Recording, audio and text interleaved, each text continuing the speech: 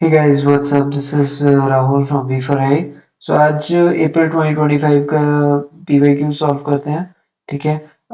Let's get started. And term का है maths 2 का, ठीक है? So let's start solving with this question.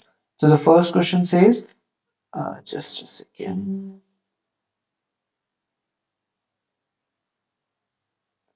So this is the first question. Just read this.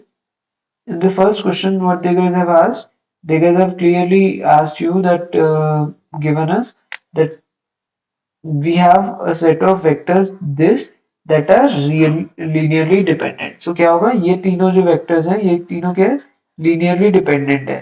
तो इसका मतलब क्या होगा, linearly dependent होते हैं तो मतलब इन तीनों में जब इनको मैट्रिक्स के फॉर्म में हम रो के लिए फॉर्म कन्वर्ट करेंगे तो एक रो पक्का, एक रो तो एटलीस्ट 0 0 0 बनेगी. इसका मतलब क्या होता है, डिटर्मिनेंट क्या हो जाएगा, जीरो हो जाएगा उसका, है ना? तो सिंपल सी वही स्ट्रैटेजी को यूज करते हैं, लिखते हैं.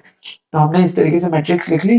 अब रो इक्विवेलेंट फॉर्म में कन्वर्ट करने के लिए इसको जीरो और इसको जीरो करना होता है. तो इसको जीरो करने के लिए क्या हो जाएगा, R3 times to R3 minus 3R1 कर दिया. तो ये रो जीरो हो जाएगी, है ना?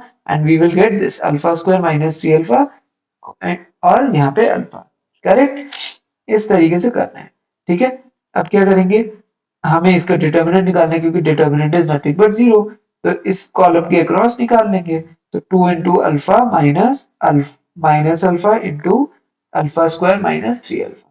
इसको फर्दर सॉल्व करोगे तो इस तरीके से आ जाएगा 2 alpha plus alpha into minus minus plus alpha alpha square minus 3 alpha.